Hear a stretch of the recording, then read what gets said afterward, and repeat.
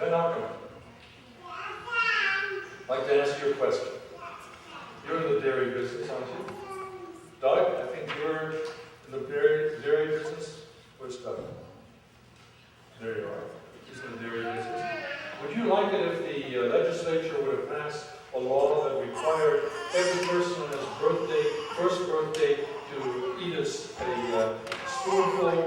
teaspoonful of ice cream, and then on the second birthday, they'd have to eat 2, and on the third birthday, they'd have to eat 3. Would you like that? It'd be pretty good for the dairy business, wouldn't it? Now, if you did that, and the person lived for 50 years, he would have eaten, by the time he's 50 years old, he would have eaten 1,360 teaspoonfuls of ice cream, just on that birthday alone. Enough to probably support one of your cows. Now, what I just did is to demonstrate a linear progression. In other words, the first year it's 1, the second year you add 2, the third year you add 3, the fourth year you add 4, and so forth. But people are telling us that we no longer are living in a linear world, that the change that is occurring is an exponential change. So that if we just were to add one number to another number the way we did linearly, we would come up with the results of 1,360, I believe I said, teaspoons full. But if we did it exponentially and doubled every year, so that the first year the person would have to eat 1 teaspoon of ice cream, and the second year, or the second age, 2 teaspoons, in other words, double the 1. And then the third year, 4 teaspoons. The fifth year, 8 teaspoons. And we're to keep on going until they're 50 years old. How much ice cream do you think that person would be consuming on his 50th birthday if he did it exponentially and doubled each time as opposed to just linearly?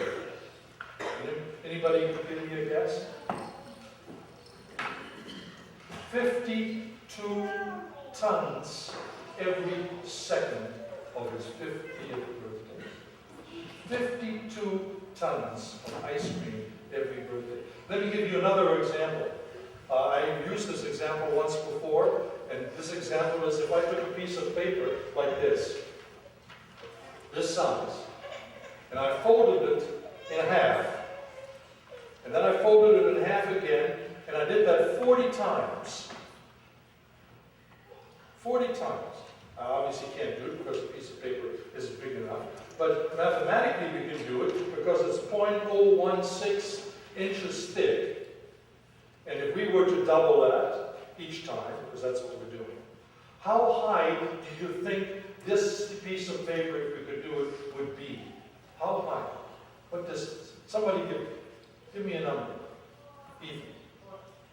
How many? How old? 5 feet taller than you? Shorter than you? Shorter than you? Who says taller than Ethan? Anybody here? One person in the back, Mary Ann. You know how high that would be? All the way to the moon. All the way to the moon. Go home and get your calculator out. Get one that allows you to do more than 20 computations. And you will find out that it was higher than the moon. Why am I giving these examples? I'm giving these examples because we are being told by such people as Dr. Richard Swenson, who's a Christian physician, member of the Christian Medical Society, who's written 2 books, and other commentators and observers of our society. They're saying that we are not changing linearly, we are changing exponentially, and we have no real concept about how fast the change is going on, that is going on right now, and how fast the change that is going to be coming, how fast that change will be. Just as we cannot really believe and grasp that a piece of paper folded 40 times would reach all the way to the moon, you and I can't grasp, we can't wrap our mind around the world and how fast it is changing. And so these writers, for instance, Dr. Swenson, if you're interested in these books, you're welcome to borrow them, or you can get your own. One is called The Overload Syndrome, the other is called Margins. They're telling us that we are living in a society where you and I can't keep up. You and I are not able to really comprehend what is going on around us. And therefore, the world that we live in becomes smaller and smaller in one sense because the rest of the world is so large and we cannot really accommodate ourselves to it, or we cannot digest the world and really understand it. In a very real sense, you and I know that. One of the commentators, again the same one, Swenson, in his book Overload, says that we are overloaded financially, we're overloaded physically, we're overloaded socially, we're overloaded familially. We just somehow or another don't seem to be able to cope with all of the demands that are coming to us from our family, from our work, from all the society that we live in, the family that we are living in or have lived in, but in a very real sense we are overloaded. And not only are we overloaded, he said, but we don't have any margins. And what he's saying is that in a very real sense, and again I use that term because we can't really comprehend it. We don't really make sense out of the world around us. But we know from our own experiences that when the evening comes, the day has run out of time. Somehow or another we didn't accomplish all the things that we thought we needed to accomplish. We have run out of time. When we run up the stairs, we run out of energy. We don't have any reserve because we have not taken the time to really exercise. When it comes to the end of the month, we run out of money. When it comes to the end of adolescence, we run out of our sanity. So that in a very real sense, again, I'm using that term advisedly. We are living in a world which makes no sense to us, and we need rest. It's just like a giant football game. I heard one commentator say at one time that a football game, in a professional football game, there are 22 players who desperately need rest, and 100,000 sitting in the stands who desperately need exercise. We are living in a society where rest is a premium, and most of us cannot afford it, and so we become exhausted in the way we live our lives. But what do we do about it? We try to fix it ourselves. How do we try to fix it? Well, sometimes people try to fix it by taking medications. And again, that's understandable, but if that's your only solution, you're treating the symptom in all likelihood rather than treating the problem. Other people get into hobbies, and they find they sort of live into the hobby so much that they're not available to their family. They shut out the entire family, or perhaps they even include the family, and for a period of time hobbies work. Others find that they take solace in alcohol. Others in the hard work that they do. But again and again, what I think most people are finding is what St. Paul wrote in the 7th chapter that was read here a few moments ago by Sam. For we know that the law is spiritual, but I am the flesh. I am sold unto sin. For I do not understand my own actions, for I do not do what I want, but I do the very thing that I hate.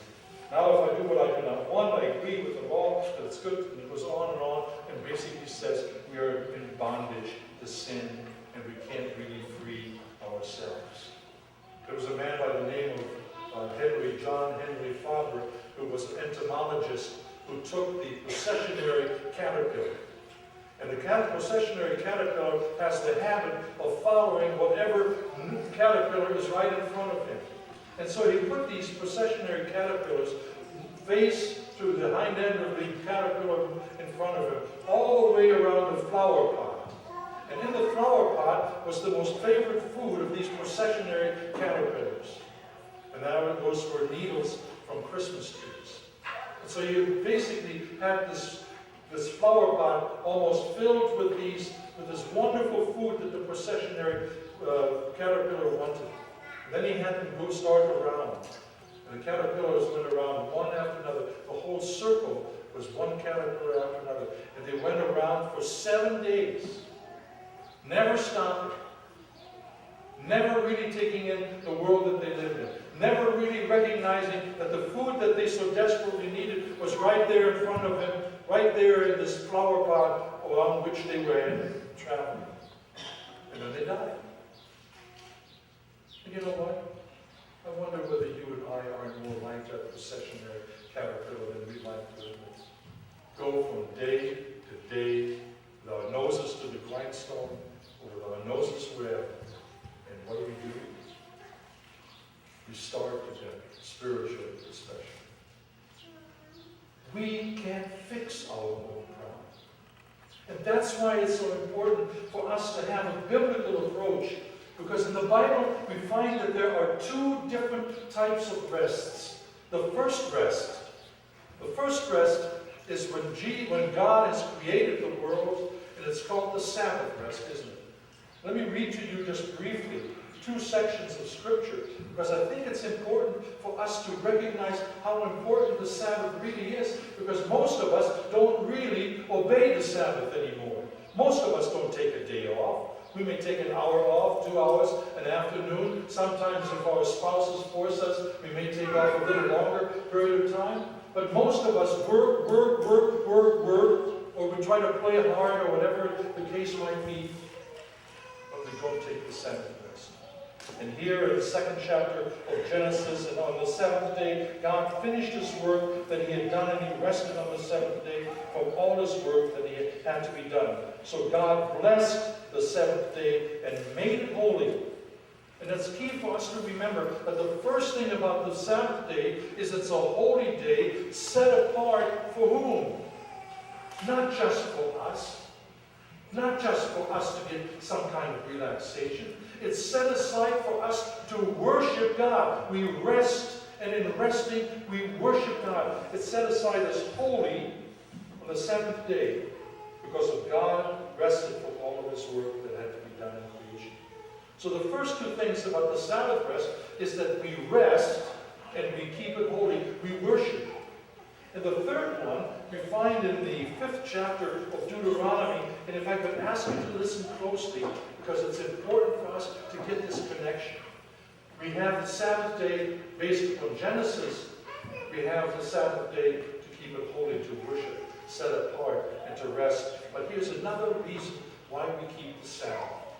Observe the Sabbath day to keep it holy, as the Lord your God commanded. You shall remember that you were slaves in the land of Egypt, and the Lord your God brought you out from there with a mighty hand and an outstretched arm. Get the picture? They were slaves in the land of Egypt. And then the writer of Deuteronomy writes, Moses, therefore the Lord your God commanded you to keep the Sabbath day. What's the connection? What's the connection between being rescued from slavery, and remembering the Sabbath day? The key word is to remember. What they are to remember is that they were in bondage where they didn't have a Sabbath day, where they worked 7 days out of the week. And now God is giving them a Sabbath day, which is a gift from God. And the person, you and I, the children of Israel, were to remember the fact that God saved them from bondage. And you and I are not just to rest and to worship, but we are to use the Sabbath day to remember what God has done for us, how he has freed us from our sins, how he has freed us from the bondage to sin. So if you're not really experiencing rest, let me ask you to ask yourself, are you really resting? Are you really worshiping? Are you really remembering the bad situation that you were in, the state of sinfulness that you were in? Because if you're not doing those things, then it's very difficult for you to complain about the fact that, gee, I'm so overburdened. I have so little time for myself. I have so few ways in which I can worship our Lord. So that's the first one, the Sabbath rest. Now many people believe, many commentators believe, that the Sabbath is no longer the day of rest once Christ was resurrected, that it's now the day of resurrection. Regardless of what your position is on that issue, I would suggest to you that the Sabbath is still a gift to us from God that has never been taken away. But there's a second rest, and that rest is called a surrender rest. Just as the commandment was based upon law, Just as the commandment is a commandment, in other words, we don't have any choice, that is what we are to do. The surrender rest appears in the gospel lesson for today, where it says, "Come to me." It's an invitation. The commandment was, you obey. Here Jesus is saying, "Come to me," because the basis of the invitation that Jesus is giving us is out of grace and in grace rather than law. And so he says, "Come to me, all who labor and are heavy laden, and I will give you rest. For my yoke is easy and my burden is light." That's the surrender rest. What does that mean? Well, first of all, what it means is that Jesus is approaching us on a completely different basis that has nothing to do with your merit. It has nothing to do with my merit. It has nothing to do with earning our way to having a Sabbath. Jesus gives us a gift to come to him because he will be there for us. He's inviting us into a relationship where he is willing to give us his yoke and be yoked with us. Now, do you get the picture? I don't know. I don't believe that any farmer here is using oxen. Maybe we can have oxen get a tractor pull with Dennis and see who wins. But in any case, we have oxen. And in those days they had oxen. And they had a yoke. And you know what the yoke was like? It was sort of big, heavy wooden arches that went one over one ox and one over the other one. And there was a pole that stuck in between so that they could hold the yoke on. And they were yoked. In other words, they were together, working together. What Jesus is saying, when he says, "Take my yoke upon you," he is inviting us to be there with him, to be yoked with him, where he will do the work. He will be the one that makes the work easy, because he's going to be doing the work. He will give you rest if you will only surrender to him. Let me illustrate. There was a young athlete who was waiting in a recreational lake. And as he was waiting there, the water was up to about his waist, and suddenly, when he was about 50 feet from the shore, there was a 15-foot drop-off in the water, and he disappeared. And about a couple of seconds later, he came up and he was flailing his arms furiously and yelling and screaming for help and throwing his arms around. And his friend who was on the shore said to the lifeguard who was standing there, he said, go and save him. Bob can't swim. And the lifeguard said, "No, I can't do it." He said, "Why can't you do it?" He said, "I can't do it until he's ready. He's not ready for me to save him." And then after about another 2 minutes of flailing and frustration and going back under and coming back up, the young athlete Bob finally was quiet and limp. At that moment, the lifeguard immediately jumped into the water and went out and pulled him out and put him to safety and resuscitated him. And his friend said to him, "Why did you wait so long?" He said, "Because we have learned that when a person is out there drowning and he thinks that he can still save himself and he is furiously just throwing his arms around, he said, we can't go out there because the likelihood is not only that he will drown, but he will take us with him. We have to wait until the person will surrender and allow us to come and help him." You see, that's the way it is with you and me. Spiritually, we try to go the way ourselves. We try to make sense out of our lives. We try to take steps to fix the fact that we have no margins and that we're overloaded. We try to use medications or vacations. But they don't. How often have you heard somebody say after a vacation, "You know what, I had a vacation, but I'm just tired now and I'm more tired than I was before"?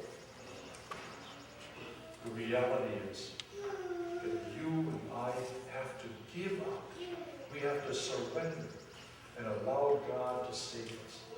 And the beauty is that God is willing to do it. He has an invitation for each one of us, regardless of how young or how old we are. He has an invitation that says, "Come to me, all who labor and are heavy laden, and I will give you rest." Are you ready? Are you willing to surrender?